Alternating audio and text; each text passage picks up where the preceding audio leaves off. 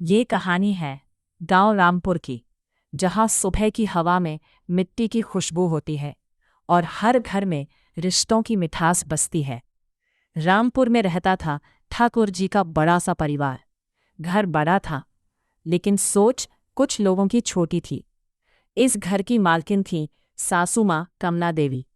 इस घर की बड़ी बहू थी राधा, सीधी सादी, संस्कारी। सुबह उठकर सबसे पहले घर की सफाई, फिर पानी भरना और फिर रसोई का काम। राधा के हाथों में मेहनत की लकीरें थीं, लेकिन चेहरे पर हमेशा मुस्कान रहती थी। वो चूल्हे पर रोटियां बनाती और मन ही मन भगवान से घर की खुशियों की प्रार्थना करती।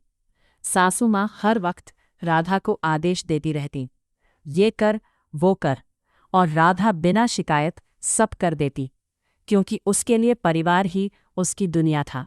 इसी घर का छोटा बेटा अमित कई साल विदेश में रहकर अब वापस आया था।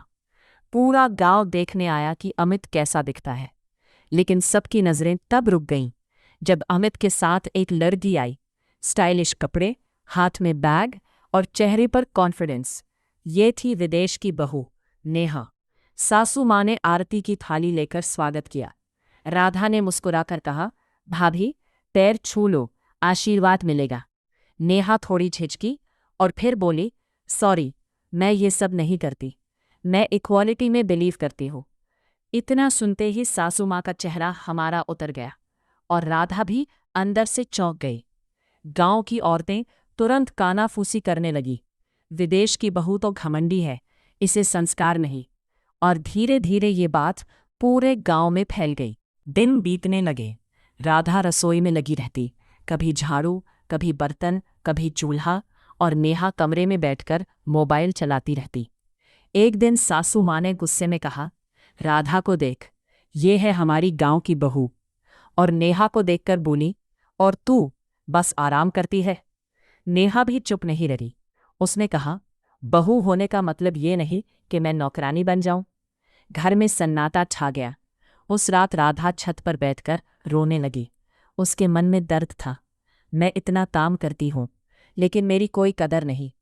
तभी रमेश आया और राधा को समझाते हुए बोला, राधा, तू चिंता मत कर, तेरी अच्छाई एक दिन सबके सामने आएगी। राधा बस चुप रही, लेकिन उसकी आंखों से आंसू बहते रहे। उधर नेहा भी दुखी थी। उसने अमित से कहा, मुझे यहाँ हर वक्त जज किया जाता है, कोई मेरी फीलिंग्स नहीं समझता। अमित बोला, नेहा, ये गांव है, यहाँ लोग समय के साथ समझेंगे। और फिर आया वो दिन जब गांव में तेज बारिश शुरू हुई। आसमान गरजने लगा, बिजली चली गई और घर के आंगन में पानी भर गया। अचानक सासू माँ का सिर चकराया और वो गिरने लगी। राधा दौड़कर उन्हें संभालने लगी। माँ, क्या हुआ आपको? नेहा भी घबरा गई। तभी नेहा ने तुरंत फर्स्ट एड बॉक्स निकाला। उसने बीपी मशीन से चेक किया और बोली, इनका बीपी बहुत लो है, जल्दी शुगर वाटर बनाओ। राधा हैरान रह गई।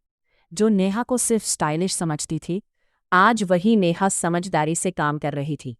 नेहा ने मोबाइल की टॉर्च ऑन की और डॉक्टर को वीडियो कॉल किया। डॉक्टर बोला, बहू आप सही कर रही हैं, इनको गर्म कपड़ा ओढ़ाओ और थोड़ा आराम दो। नेहा ने तुरंत सब किया और राधा भी पूरी मदद कर रही थी। धीरे धीरे सासू माँ की हालत सुधरने लगी। कुछ देर बाद सासू माँ ने आंखें खोली। उन्होंने देखा राधा उनके पैर दबा रही थी और नेहा उनके सिर पर पट्टी रख रही थी।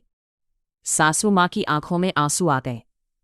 उन्होंने कांपती आवाज में कहा, मैंने तुम दोनों के साथ गलत किया। राधा, तू घर की लक्ष्मी है, और नेहा, आज तूने साबित कर दिया, संस्कार सिर्फ पैर छूने में नहीं, दिल में होते हैं। फिर सासू माँ ने दोनों बहुओं को गले लगा लिया। राधा मुस्कुरा दी और नेहा की आंखें भी भर आईं। अगर आपको ये कहानी पसंद आई हो तो वीडियो को लाइक और चैनल को सब्सक्राइब ज़रूर करें।